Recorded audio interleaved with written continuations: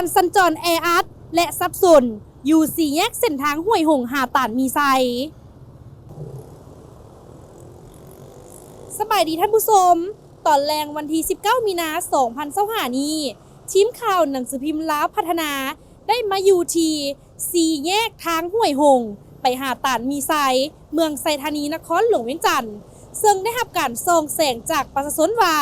อยู่จุดดังกล่าวนี้การสัญจรมีความแออัดและซับซ้อนหลายเฮ็ดให้การไปมายุ่งยากโดยเฉพาะในตอนเช้าโมงเข้าการและตอนแลงโมงเลิกการบางมื้อรถติดอยู่จุดดังกล่าวฮอด2-3 ชั่วโมงก็มี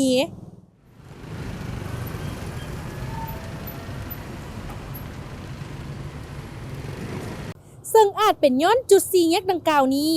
ยังบ่ทันมีไฟอำนาจเถื่อเฮ็ดให้ผู้ขับขี่บ่เป็นระเบียบต่างฝ่ายต่างก็อยากไปก่อนเลยเฮ็ดให้การสัญจรสับสน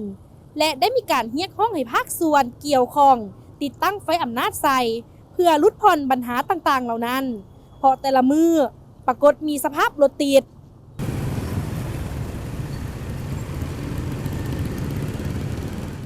ซึ่งอาจเป็นย้อนจุดสี่แยกดังกล่าวนี้ยังบ่ทันมีไฟอำนาจเถื่อเฮ็ดให้ผู้ขับขี่บ่เป็นระเบียบต่างฝ่ายต่างก็อยากไปก่อนเลยเฮ็ดให้การสัญจรสับสนและได้มีการเรียกร้องให้ภาคส่วนเกี่ยวข้องติดตั้งไฟอำนาจใส่เพื่อลดผ่อนปัญหาต่างๆเหล่านั้นเพราะแต่ละมื้อปรากฏมีสภาพรถติด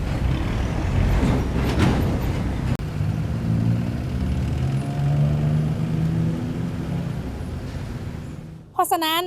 ฝากถึงหน่วยงานเกี่ยวข้องลงติดตามกวดกาและแก้ไขด้วยเพื่อความเป็นระเบียบเรียบร้อย